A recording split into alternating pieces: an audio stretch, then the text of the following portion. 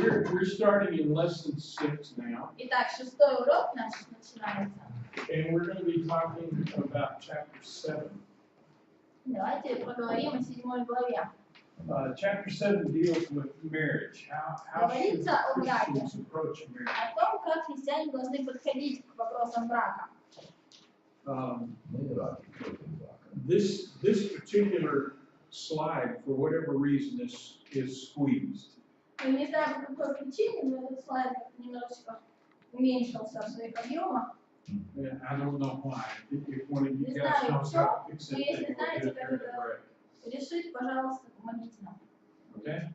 Так, In this particular set of slides, вот the в этих text that's in слайдах red is on the text текст, который красным выделен, будет на тесте, instead of being in yellow. вместо желтого. Okay? I want to give a little bit of background to this series of lessons before we get to point A. Немножечко предыстории вопросов отразить перед тем, как мы начали разговаривать непосредственно о том, о чем будем говорить. Remember, first of all, that they had the temple of Aphrodite there. Во-первых, помните, что там был храм Афродиты. So sex was a very prominent part of their society. Собственно, секс был одной из важнейших частей их общества. As it is for most societies. Ну, как и всех обществ, в принципе.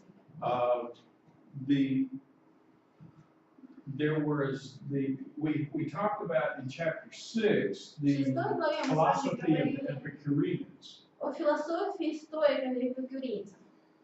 I think chapter 7 addresses the concepts that the Stoics might have had. И вот как по мне, после мы говорили об эпикурейцах, а сейчас в 7 главе рассматривается концепция, о которой говорили стоики.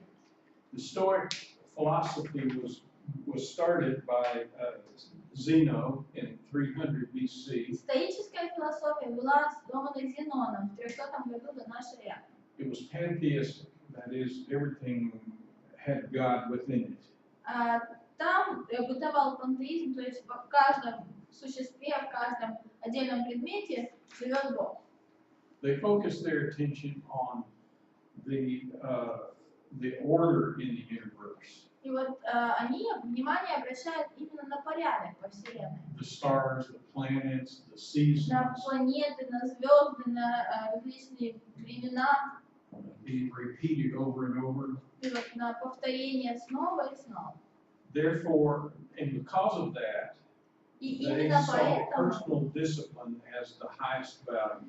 Они рассматривали самодисциплину как наивысшую ценность.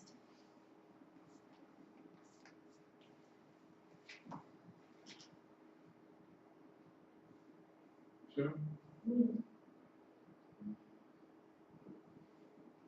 this caused them to think that man should live above their passions. И это привело к тому, что они начали думать, что человек должен быть выше своей страсти. They shouldn't be controlled by their lust and their То есть passions. их страсти, их желания не должны контролировать человека. That people should live a calm, controlled life. И человек должен жить спокойной, порядочной жизнью.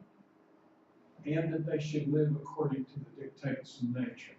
И также жить согласно законам природы.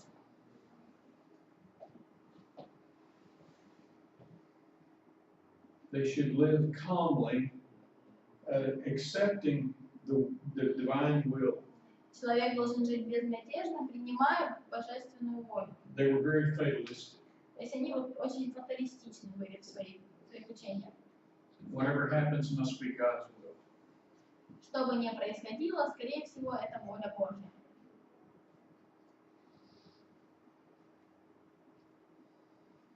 This is just a very brief summary of the concept. Это, собственно, очень краткое описание их концепции. All of that led them to think of that they would be more spiritual if they denied themselves. И вот все это привело к тому, что многие из них начали продвигать идею самоотречения. They look down upon overeating, То есть они плохо относились к перееданию excesses of any kind, и excessive, and being excitement. excessive, exciting, Вот всякого рода радости или какие-то удовлетворения. and Isolation. in the sexual arena, they thought they could be more spiritual by avoiding sex. И вот что касается сексуального плана, то они считали, что они более духовными становятся, если избегают секса. This concept of self-denial led them to think that it would be good for them never to have sex. И вот более того, концепция самоотречения привела к тому, что они начали говорить, что лучше, если вообще никогда у тебя не будет секса. That their spiritual selves would be better. То есть духовное твое естество будет себя лучше чувствовать. See, they were dualistic also, И они также были двойственны или дуалистичны. but their concept of dualism said that to satisfy all of these passions would make them less spiritual. Но вот их дуалистичность и вот эта концепция говорила о том, что если они будут свои страсти как-то удовлетворять, то они становятся менее духовными. Now, in English, the word celibacy, And in Russian, celibat. okay, celibate, implies Будь здоров. not having sex. Так вот, в английском языке слово celibacy у нас целибат подразумевает под собой идею воздержания от секса. In my understanding is that in Russian, the celibate is Not married. not being married. Ну вот в русском языке идея целибата, ну как бы это слово больше имеет значение, что ты никогда не женишься. When I'm talking about celibacy here, or I'm talking about not having sexual relations. Когда я здесь говорю о целибате, я подразумеваю вот именно отсутствие сексуальных отношений.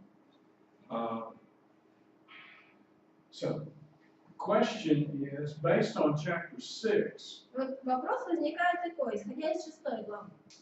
the Corinthians might ask, well, Paul, are you a Stoic? То есть коринфяне фактически могут задать вопрос: Павел, а ты что, стоик? Are you telling us that we should not have sex, То есть ты нам говоришь, что нам нужно заниматься сексом, even in marriage? даже в рамках брака. And before the end of Paul's life, this teaching was beginning to take a hold. И вот ближе к концу жизни Павла, то есть это учение начало очень сильно развиваться. Read 1 Timothy 4, 1 through 3. 1 Тимофея 4, 1 по 3. Итак, заклинаю тебя перед Богом и Господом нашим Иисусом Христом, который будет судить живых и мертвых в явлении Его и Царствие Его. Проповедуй Слово, настой во время и не во время. Обличай, запрещай, увещевай со всяким долготерпением и назиданием. Ибо будет время, когда здравого учения принимать не будут, но по своим прихотям будут избирать себе учителей, которые льстили бы слуху. И все. 1 Тимофея 4, да? Да, ну я после второй читаю. I was just reading from 2 Timothy.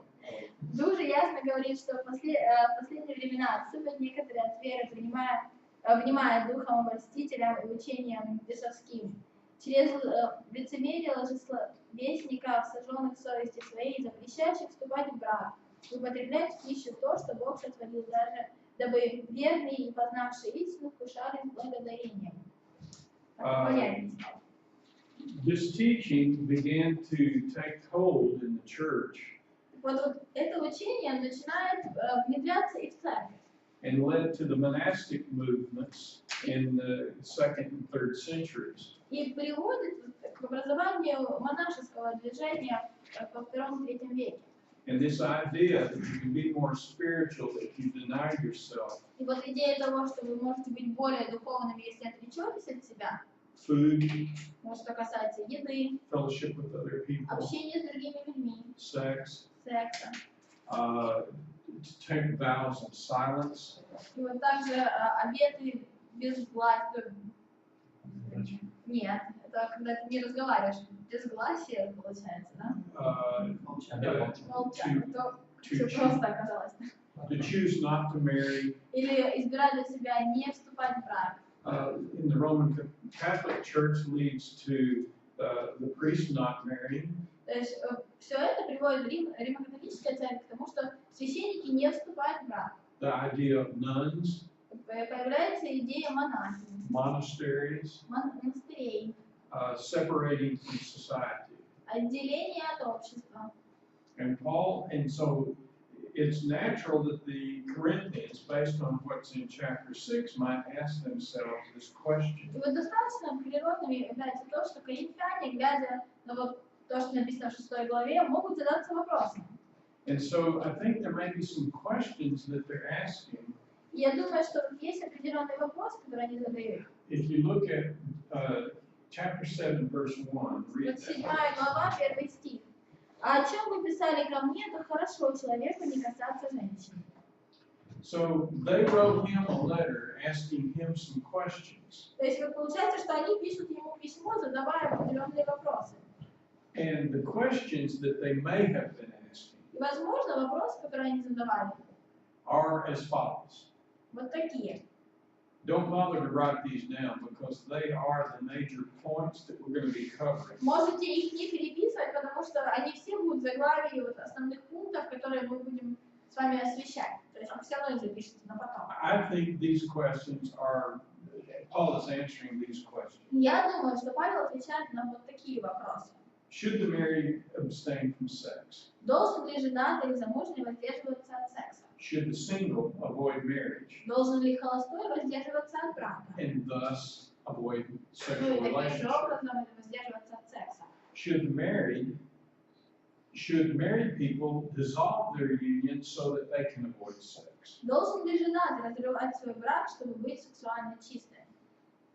Should those who are married to unbelievers divorce their mates Должен ли тот, кто состоит в браке с неверующим, разводиться со своим супругом, so that they're not having sex with an infidel? чтобы не вступать в сексуальные отношения с неверным? Then he has a general principle, Ну и также он указывает общий принцип. verses 17 through То есть 24. 17 по 24 стихи. The general principle is stay in the marital situation in which you became a Christian. И вот общий принцип оставаться в том состоянии, в котором вы призваны, в состоянии брака или без брака. Should the unmarried people avoid marriage? И еще один вопрос, должен ли женатый или не женатый или не замужний избегать брака? And thus avoid a sexual relationship. Ну и таким же образом избегать сексуальных отношений.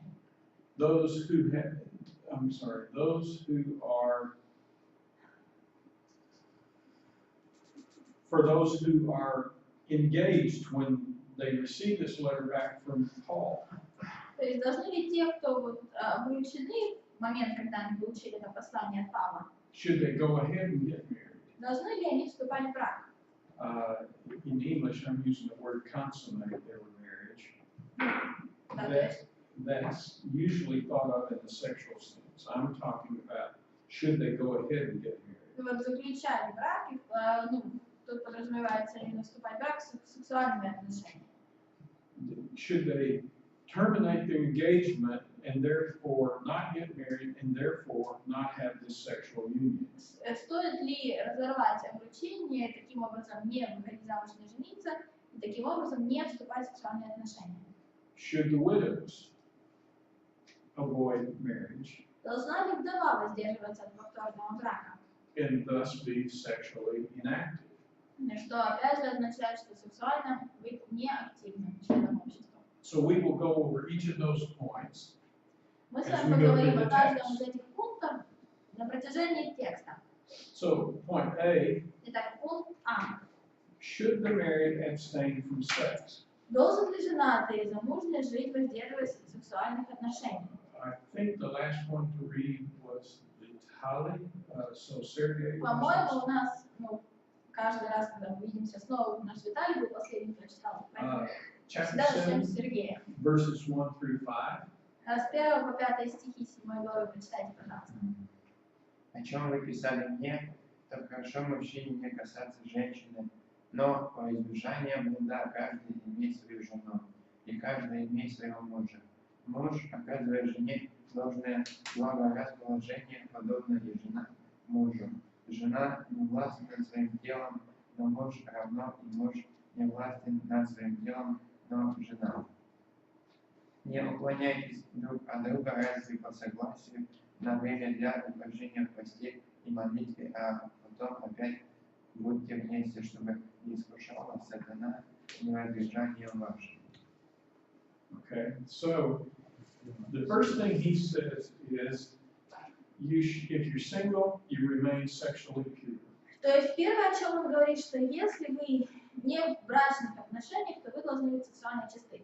It's good for a man not to touch in the sexual sense alone.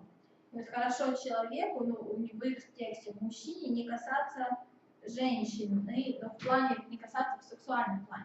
And that goes backward to chapter 6. И вот это также возвращает нас в 6 главу. He says God made marriage as a legitimate outlet for sex.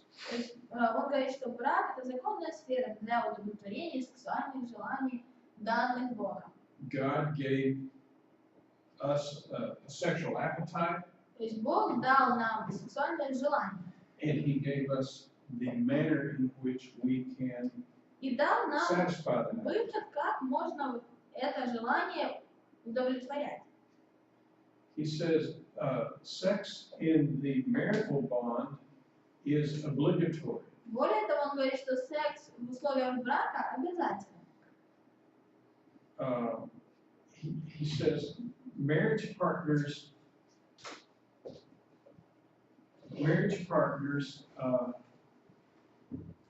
observe mutual ownership of their spouse's body. И вот он говорит, что супруги обоюдно владеют телами друг друга. Up in chapter 6, he В says 6 главе your body belongs to you, он говорит, что ваше тело принадлежит вам, but it also belongs to God. но также принадлежит Богу. You've been purchased with a price. Вы были выкуплены и куплены дорогой ценой. And here he says the husband belongs to the wife, and the wife's body belongs to the husband. Здесь он говорит, что жена не властна над своим телом, но муж, так и муж не властен над своим телом, но жена. So I am married. То есть вот я жена, I belong to Christ. я принадлежу Христу, I belong to me, себе and I belong to my wife. и жене. So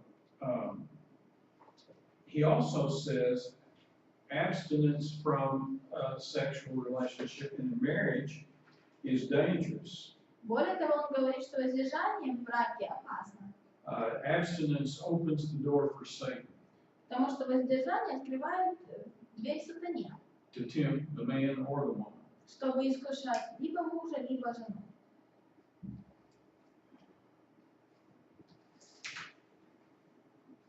He says abstinence is acceptable Он говорит, что воздержание допускается, under certain circumstances. но при определенных условиях. It should be by mutual agreement. Во-первых, по взаимному согласию. No one partner should be able to say, we're not going to do that anymore. То есть вот ни один из партнеров не может сказать, что все, больше никогда. Well, unless you are going to fast for the rest of your life. Well, your life won't last long if you Ну, fast. тогда пост просто недолго будет длиться, сколько? 40 дней. It should be temporary, Ну, то есть это должно быть что-то временное and it should be purposeful. и ради какой-то цели. Now, if you want a good sexual relationship with your wife or husband, То есть если вы хотите иметь хорошие сексуальные отношения с мужем или женой, you don't go to him or her and say, you see here, не надо вот брать Библию, подходить и говорить, видишь, we have to have sex. ты мне просто обязан сейчас. Yeah. That's not a good sexual relationship. Это не совсем здоровое сексуальное отношение. This also shows that sex is more than just something for procreation. Также здесь говорится о том, что фактически подразумевается, что секс он нужен не только для размножения. The same concept of self-denial Подобная концепция самоотвержения, that led people to say, well, sex is not a spiritual activity. By avoiding it, you can be more spiritual. которая подвела к тому, что люди начали говорить о том, что секс это не духовное занятие, то есть если хотите быть более духовными, не нужно заниматься сексом. Led to the concept that it's only for procreation. И вот фактически вот эта идея привела к тому, что люди начали относиться к сексу как просто к виду размножения, то есть способу размножения. God's message is complete and it's for us. И вот послание Бога, оно завершено и оно дано нам. If you read the Song of Solomon, you can understand that the sexual relationship is more than just mechanical, let's have a baby and then not do it anymore. Ну то есть, вот, если читать, if you read what? It's more than mechanical. No, the first one. You don't do it just for having a baby and then quit. В любом случае, вот если мы рассматриваем Писание, то есть мы видим, что как бы секс для того, чтобы просто вот давай заведем ребенка, раз, завели ребенка и все, и на этом все закончилось. Okay. Point B. Пункт Б.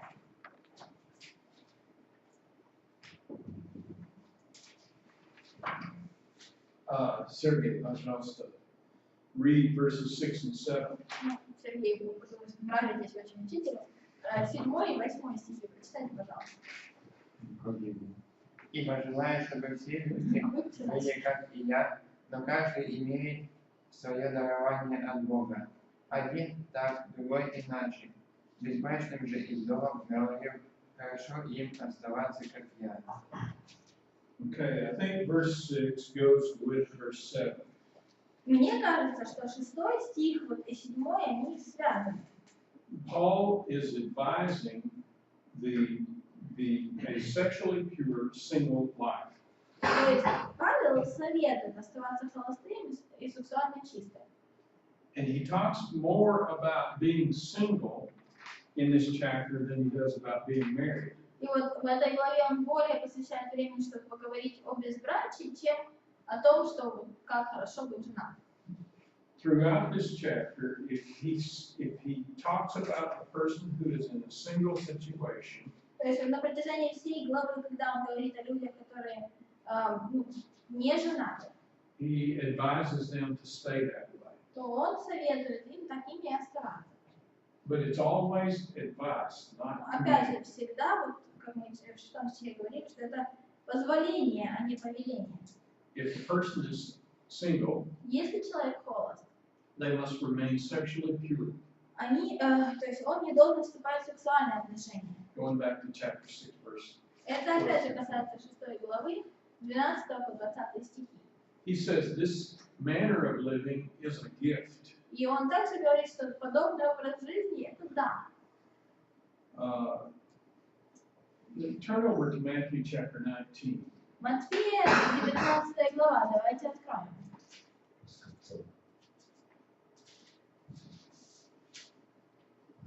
We're going to try to stay in chapter 7 as much as possible, but we will stray a little bit. Мы, конечно, будем стараться максимально оставаться в 7 главе, но все равно придется немножечко читать из других мест. We'll look at what Jesus says about divorce later. Вот мы также поговорим о том, что Иисус говорит относительно развода дальше. But in response to his statements about divorce, the disciples say, if it's going to be this way, it's better not to marry. Verse 10. Да, и вот когда последователи слушают относительно развода, то они вообще говорят, что если такова обязанность человека к жене, то лучше не жениться. Read verse 11. 11 стих говорит, он же сказал им, не все вмещают слово сие, но кому дано. In verse 12, I'm sorry. Ибо есть скопцы, которые из чрева матерного родились так. А есть скопцы, которые скоплены от людей. Есть скопцы, которые сделали себя скопцами для Царства Небесного. Кто может вместить, да вместит. There are some people, men or women, Есть некоторые люди, мужчины или женщины, who can choose not to be married которые для себя избирают не жениться. and be happy with that. И достаточно счастливо себя чувствуют в такой ситуации. But Paul says this lifestyle is a gift. Но Павел говорит, что подобный образ жизни – это дар. I don't have that gift. У меня этого дара нет. As soon as I became a Christian, I understood that I needed a spouse. Когда я только стал христианином, я понял, что мне необходима спутница жизни. And I started praying about it. И начал об этом молиться. And God delivered to me a wonderful spouse. И Бог меня благословил замечательной женой. He says, Paul says this is, he's not giving a command, he's advising. Мы видим, что Павел советует, а не заповедует. There is a question, I'm sorry, there is a question on the test that I didn't make this yellow. На тесте будет on вопрос, red. я не выделила это красным. So, The last one. yeah, this last Вот part. последняя фраза, про Павла советует, а не заповедует. So you might highlight that. Поэтому выделите для себя. He uses the word here, Здесь он использует слово, it's a long word. длинное слово,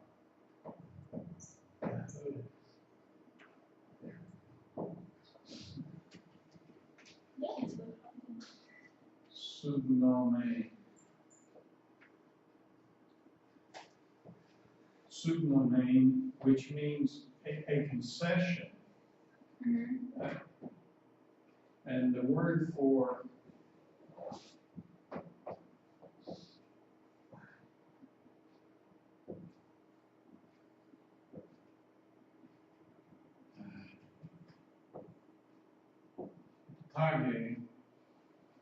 tage is the word for command. И вот первое слово это совет, а вот второе это повеление.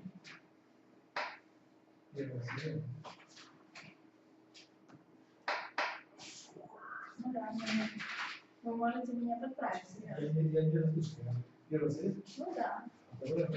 Да.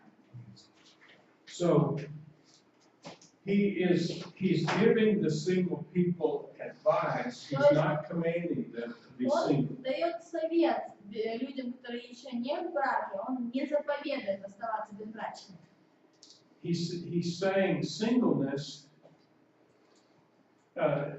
is advised, but if a person is not at peace with that, Но он говорит, что безбрачие это вот лучше, но если человек не может спокойно с этим жить, if they have a passion for sex если у человека есть страсть к сексу, and they can't control it, и человек не может ее then контролировать, they should get married. тогда лучше вступить в брак. Now, I think in most societies, being single is looked down upon.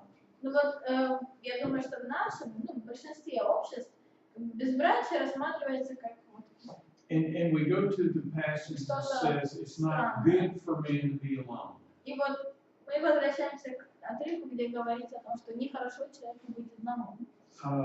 And most of the time that's true. И в большинстве случаев так оно и есть. But it's not a law. Но это не закон. If a person can be at peace with being single and serving Если God, человек может спокойно быть безбрачным, при этом служить Богу, they should be congratulated. то человека этого нужно восхвалять. Not made to feel something less than a true Christian. Вместо того, чтобы вводить его в ситуацию, когда человек себя чувствует каким-то недостаточным христианином. И вот If you это can be да, happy. если вы в этом состоянии можете себя чувствовать счастливым. If you have that gift. Если у вас есть это да. Note the categories that are addressed here. И вот заметьте, к каким категориям обращены эти слова. The categories he's talking about here are agamos, Он здесь говорит о безбрачных, вот агамос. Agamos is not married. То есть не женатый. And kera. И кера. Kera, in this case, is В этом случае, the widow. вот здесь говорится о вдовах.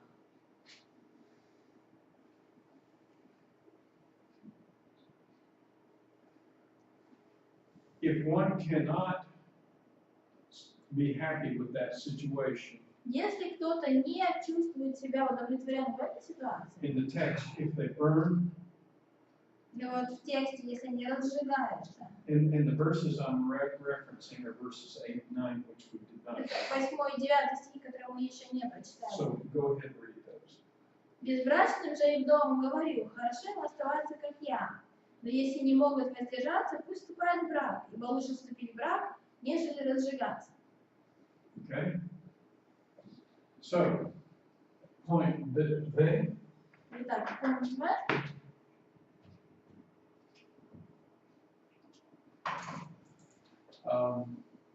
Люда, пожалуйста. Read verses 10, 11, and 12. I'm sorry, 10 and 11. 10 и 11. А вступившим в брак я не повелеваю, а Господь жене не рекомендуется с мужем. Не разводиться.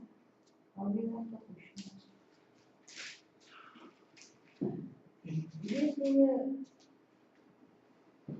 Если же разведется, то должна оставаться безбрачной или примириться с мужем своим, и мужа не оставлять жены своей. Okay? So the question then here is, should the married people divorce each Итак, other? вопрос здесь вот такой. Должны ли женатые или замужние разводиться? And by doing that, in my judgment, the question is by divorcing, then I can avoid the sexual relationship. И вот в этом контексте, по мне, то есть здесь говорится, что разводясь, избегать сексуальных отношений. And I want you to notice that whatever is true for the man here is also true for the woman. Я хочу, чтобы вы отметили для себя, что все, что здесь говорится по отношению к мужчине, также применимое по отношению к женщине. When he was talking about sex in marriage, То есть, когда говорится о сексе и браке, he didn't just talk to the man. He он talked не to the только к woman. мужчинам обращается, он и к женщинам также обращается. In the Jewish society of that day, В еврейском обществе того времени the Jewish man had the rights of divorce, but the woman didn't.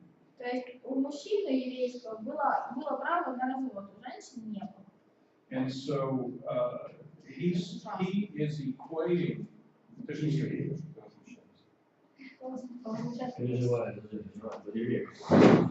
Yes. He's not elevating one sex above the other. То есть он вот никак не превозносит один пол над другим. The rules apply to both. Правила, они подходят как одному, так и другому полу. And what is the command? И вот какое повеление мы видим? Do not divorce. Не разводиться. That is the rule. Вот правило такое. And he repeats that in verse 27. И он повторяет это в 27 стихе.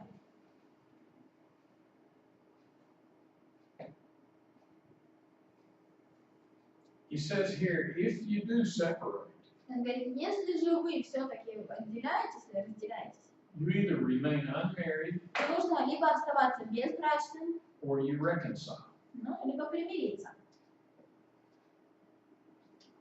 This is the rule for believers. И это правило для верующих. And I'm going to explain why I'm saying this is a believer married to a believer. И вот я объясню, почему я говорю, что это верующий, женатый на верующий. He does not say that in verses 10 and 11. В 10 и 11 стихе он об этом не говорит. But we know that it's the case because of the following verses. Но мы понимаем, вот о чем говорится, исходя из следующих стихов. And so, whose authority does he use? То есть вот он чью власть использует?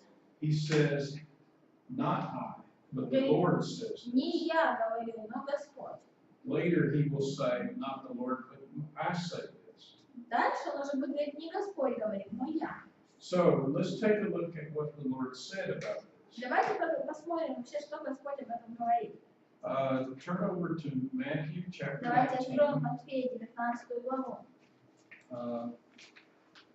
Luda, пожалуйста, 19, 3 through 9. С 3 по 9 стихи. 19 глава. Мгм.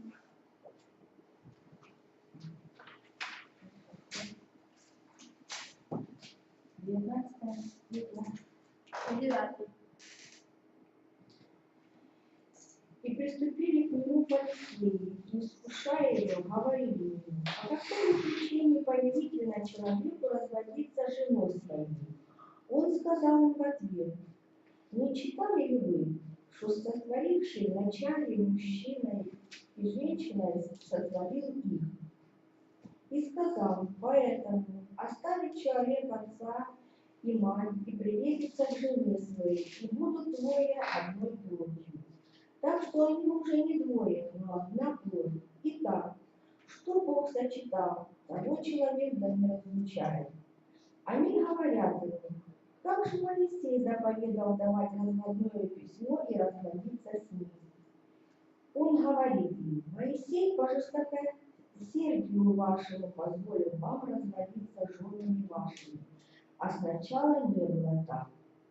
Но я говорю вам, кто разведется с женой своей не за прелюбодеяние и женится на другой, тот прелюбодействует, и женившийся на разведенной прелюбодействует. Okay, what is the rule that Jesus established here? Итак, какое правило мы видим устанавливает Иисус здесь? Не разумеется. To not divorce. Do not divorce.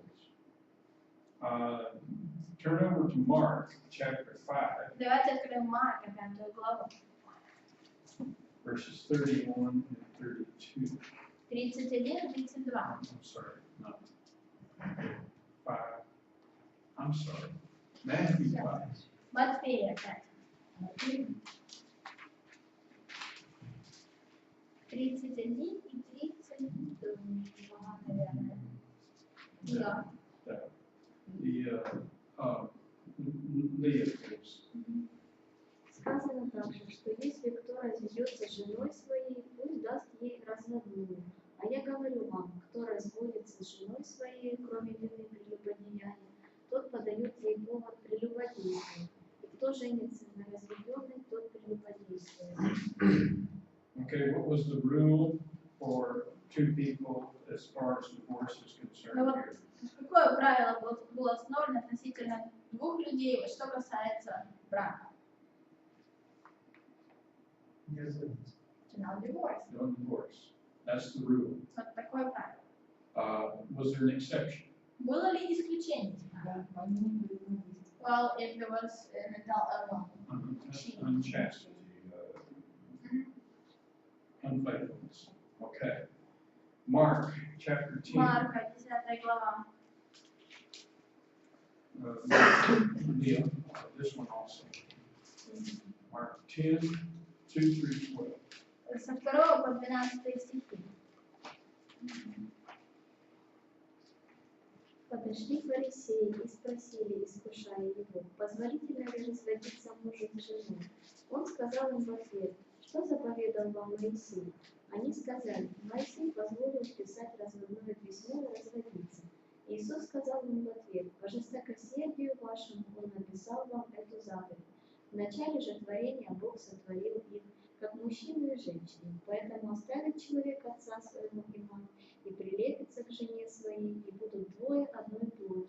Так что они уже не двое, но одна плоть. Итак, что Бог сочетал, того человек да не разлучает. В доме ученики его опять спросили его о том же.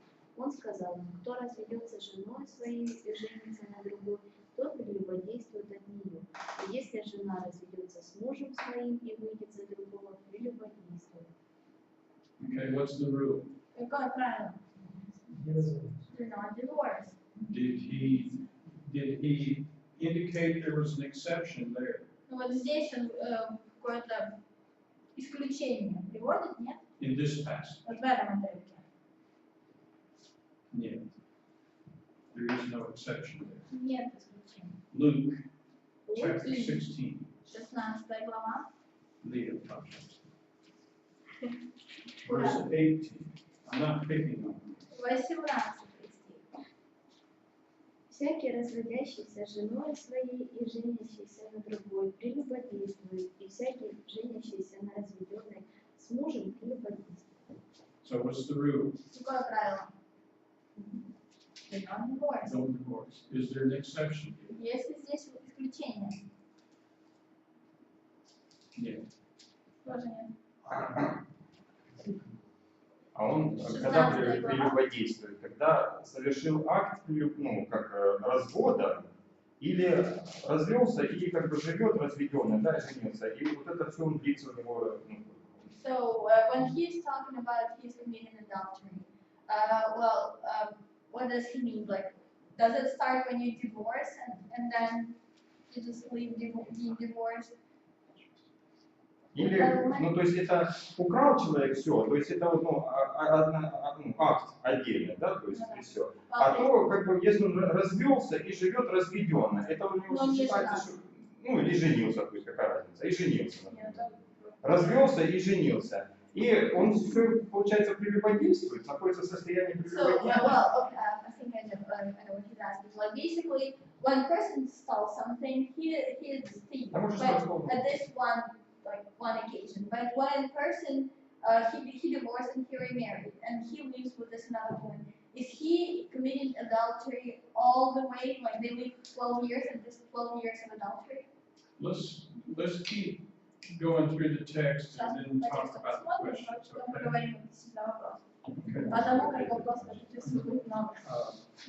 Okay? Here's so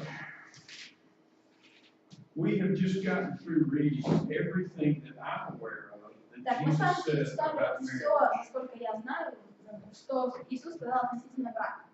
and about the concept of divorce. И относительно концепции развода. So anything that we say about what Jesus had to say И about it, получается, что все, что мы можем сказать относительно того, что Иисус об этом сказал, we have to go back to one of those 4 verses. вот, мы должны каждый раз возвращаться в один из этих 4 отрывков. Okay, so point V, G, Г. addresses the next category. Вот там говорится о следующей категории. So,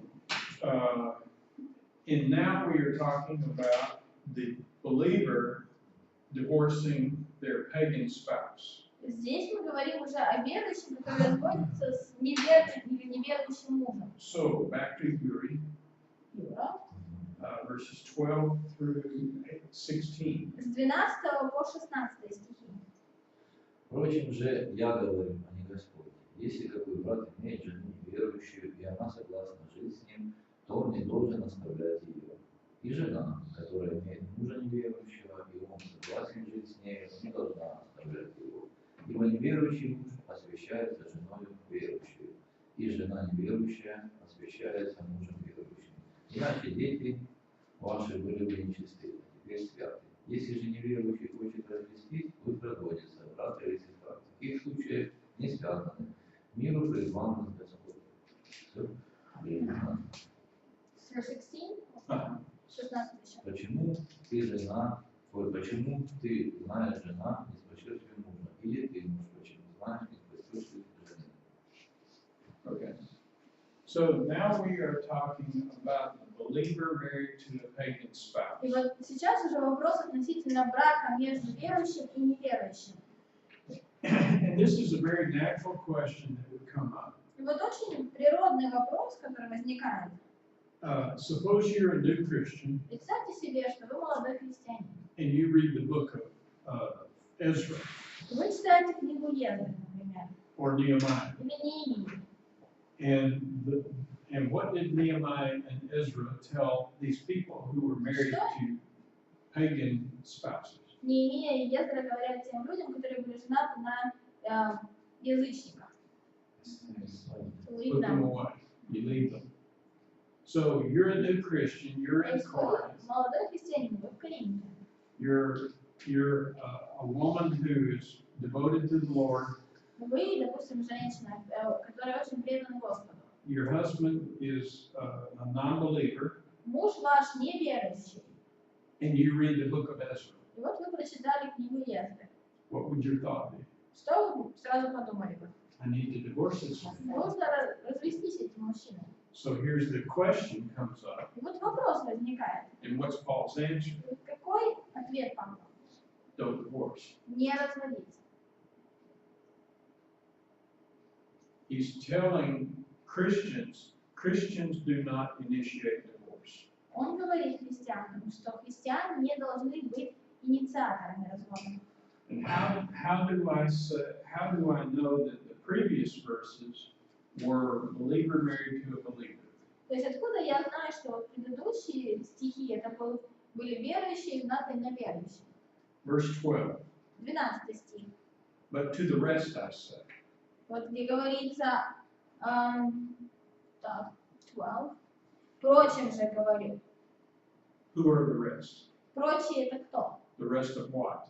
Прочие из чего? The rest of the married people.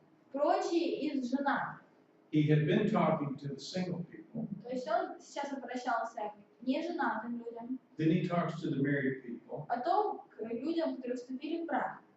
Then he talks to an unbeliever. Потом обращается к неверующим. And he says they are the other ones, the rest of them. Точнее, вот к людям, которые женаты на неверующим, он говорит прочие. The rest of them is the believer married to a non-believer. То есть прочие это верующие, женатые на неверующих. He addresses the husband first and then the wife. Он сначала обращается к мужу, потом к жене. His authority is apostolic. И вот его власть, это апостольская власть. In this case, he says, I'm saying, not the Lord. Он говорит, в этом случае я говорю, а не Господь. In other words, Jesus did not address this situation. Другими словами, Иисус об этой ситуации не говорит. But Paul, as an apostle, is addressing. Но Павел, будучи апостолом, осветляет и говорит об этой ситуации. Let's turn over to John chapter 16. Иоанна 16 глава, давайте откроем.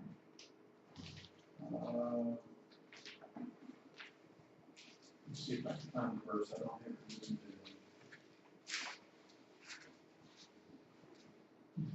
it. Read verse 12. 12 стих. Еще много имею сказать вам, но вы теперь не можете вместить. 16? I'm sorry, 12. 16, 12. John or 1 John? John 16, 12. Ну, хорошо. Еще. Well, it just doesn't say about divorce anything. No, it doesn't. Тогда еще имею много сказать вам, но вы теперь не можете вместить.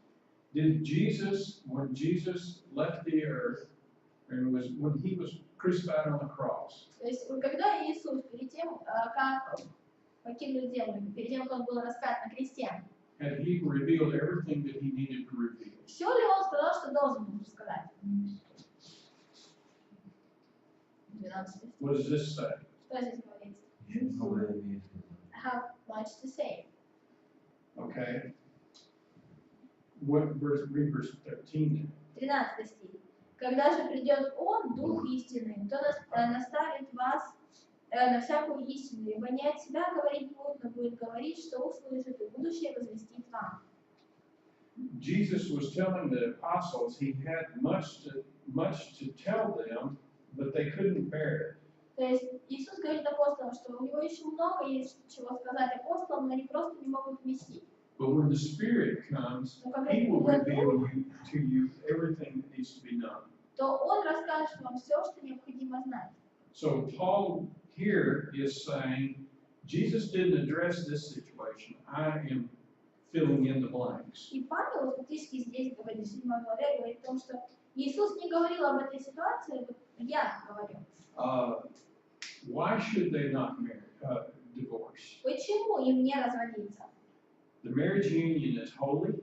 Потому что брачный союз свят. It's not like in Ezra or Nehemiah's day. И ситуация уже не такая, как в одни Ездре и Неемии. He's saying, and he addresses the children. И он также говорит о браке, точнее о детях. The children of this marriage, of the unbeliever married to the believer, are not illegitimate. То есть дети, рожденные в браке между верующим и неверующим, не являются незаконнорожденными.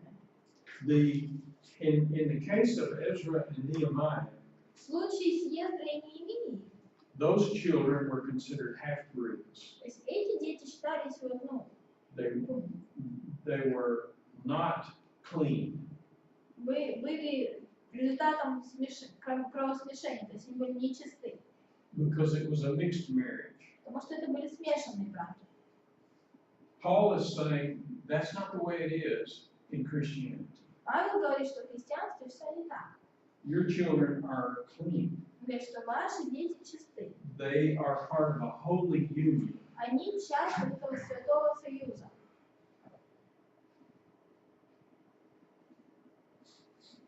They are made holy by association with a holy person. И они освящаются через то, что они сообщаются со святым человеком. He said, there is an exception though. Но он говорит, что есть исключение. If the unbeliever leaves, Если неверующий уходит,